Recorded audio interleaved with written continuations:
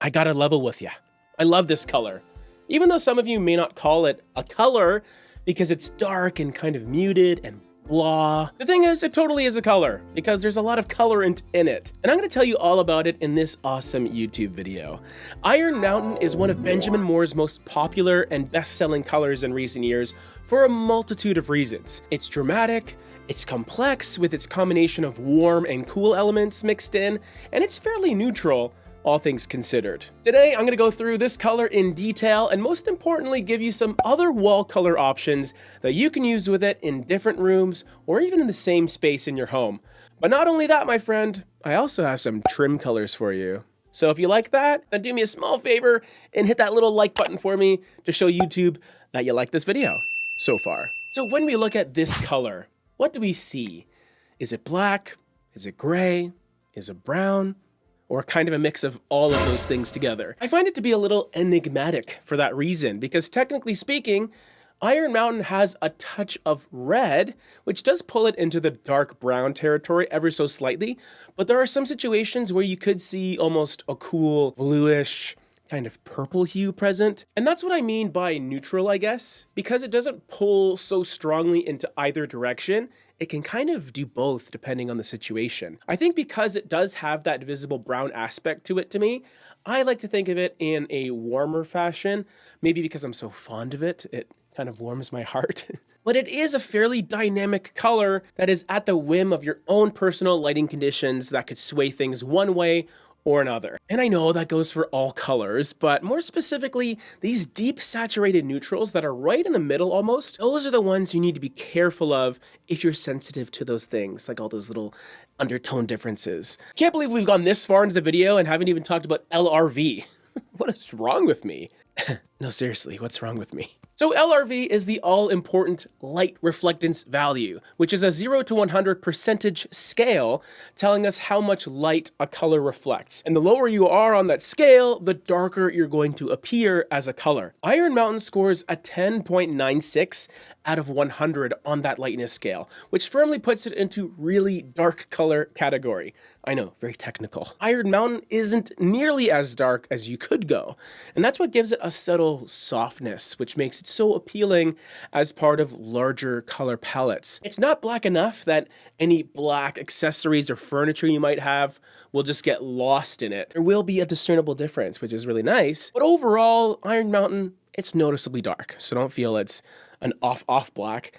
It's just an off black. I find that some fantastic uses for it are on the walls in maybe a dramatic office or a bedroom if you gravitate towards those dark and rich colors. You can also have it as a phenomenal dark trim color choice for those of you that don't want white doors and baseboards like 3/4 of us. The only thing I will say is just remember, although this is a pretty neutral dark color, it still has that volatility, which means it might be a bit too warm for certain colors and too cool for others. But everything's personal preference, right? So just test it out first. Now let's get into some color pairings that I've picked for Iron Mountain. For those of you who are new to the channel, it's so nice to see you. Subscribe if you're sticking around. Basically, what I'm going to do is give you 3 other colors that you can use as part of your Iron Mountain color palette. This means you could use these colors in other rooms or even in the same space if you're painting multiple surfaces.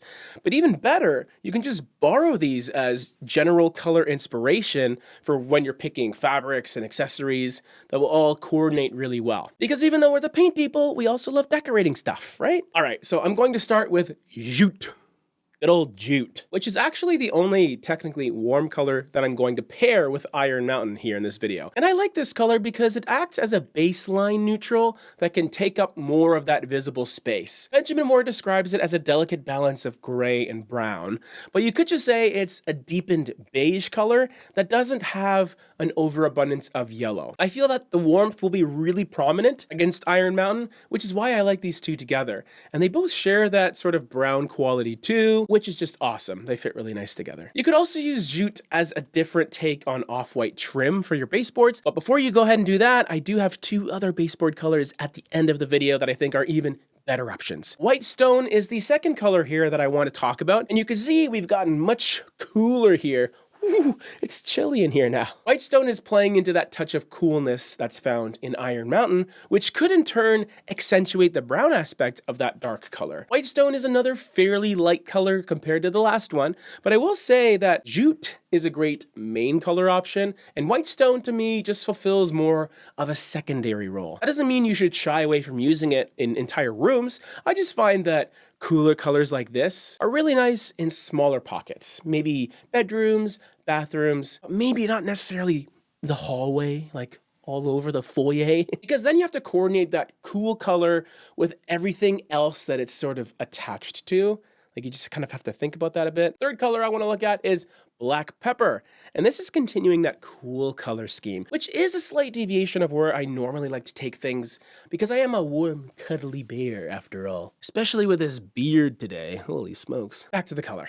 Black pepper is more than its name suggests, I find. It is definitely a cool dark gray that combines black and blue. It's not quite as dark as Iron Mountain, but they're both in a similar category. Essentially, if you needed a second darker color that was a bit different in another room, then here's your answer. You could use them in the same space as well, but I would use one more than the other. That's kind of my thing. Because they're both bold and dark, you don't want an equal 50-50, maybe a 70-30 split, 80-20. So 3 wall color pairings, check, check, check, all taken care of. What about trim colors?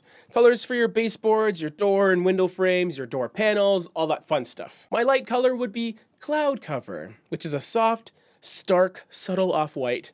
I purposely didn't pick something extremely bright. And that's because it'll just be way too jarring, too contrasty with Iron Mountain, because that color is already pretty dark. So if you go with something really light, it's a very drastic jump. But that could be your thing, just not my thing. It's also just a hair cooler than you might expect, kind of like a lot of the other colors we've talked about in this video. My dark trim color choice for Iron Mountain is Gray Mountain. Other than the names being a perfect pairing, this color choice makes a really subtle trim color option. Subtle because it has a ton of similarities to Iron Mountain, except for the fact that it's a bit lighter, a bit dustier, and noticeably warmer with more of that brown and red present.